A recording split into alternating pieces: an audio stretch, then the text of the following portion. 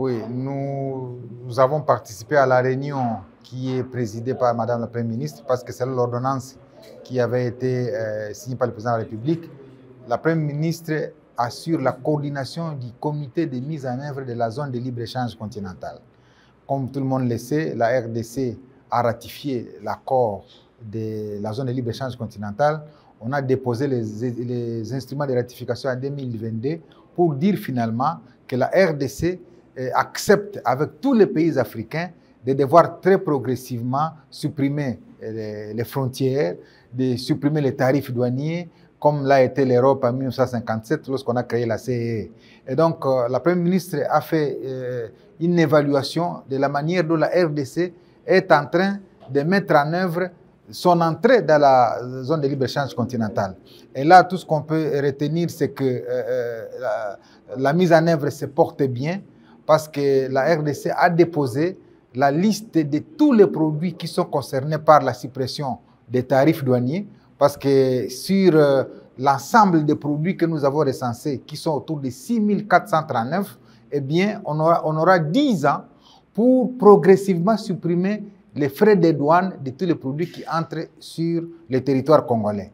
Mais également, la RDC a choisi 3% de tous ces produits, c'est-à-dire 209 produits qui ne vont pas être concernés par l'exclusion, par le paiement des frais de douane. Et là, on a évalué comment on va y arriver, quel type d'infrastructure on doit construire, routes, chemins de fer, centrales hydroélectriques, de manière à préparer l'État congolais à entrer dans cette zone de libre-échange continentale. Parce que si rien n'est fait, eh bien, nous allons être les déversoirs de produits venant d'autres pays. Ensuite, nous avons examiné la question de ce qu'on appelle les règles d'origine. C'est-à-dire, quand est-ce qu'un pays va bénéficier de la libre circulation sur le continent africain? C'est lorsqu'il est déclaré être originaire d'un pays membre de la ZLECAf.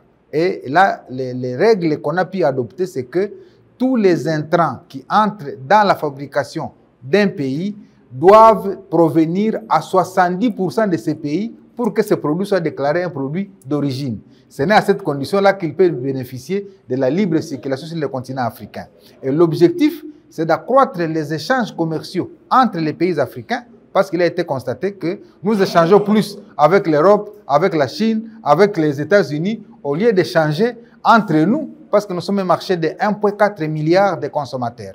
Et donc, la Première ministre a tenu à se rassurer que chaque ministre est en train, dans son secteur, de mettre en œuvre les différentes politiques publiques qui nous permettront d'entrer de plein pied dans cette zone de libre-échange continentale d'ici 2036. Parce que tous les États africains ont convenu qu'il faudra 15 ans pour qu'on arrive à supprimer totalement les tarifs douaniers pour les produits qui ont été listés par chaque pays et ainsi permettre vraiment le développement du commerce interafricain. Et c'est une opportunité que la RDC compte bien saisir pour qu'ils ne soient pas les déversoirs de produits d'autres pays, mais qu'ils soient contributeurs au niveau du commerce intra-africain. C'est l'essence effectivement de l'organisation de ce comité national de mise en œuvre de la zone de libre-échange continentale qui réunit plus de 20 ministères, parce que chacun maintenant est interpellé dans son secteur pour dire comment vous vous préparez pour intégrer cette zone de libre-échange continentale. Et chaque 3 mois, la Première ministre doit réunir ces vingtaines de ministères pour leur permettre chacun d'ajuster les politiques publiques. Parce qu'il y a beaucoup de craintes. Beaucoup de gens disent, mais non, pourquoi nous entrons dedans alors que nous ne nous préparons pas?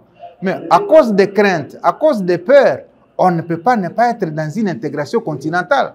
Parce que nous avons plus à gagner qu'à perdre.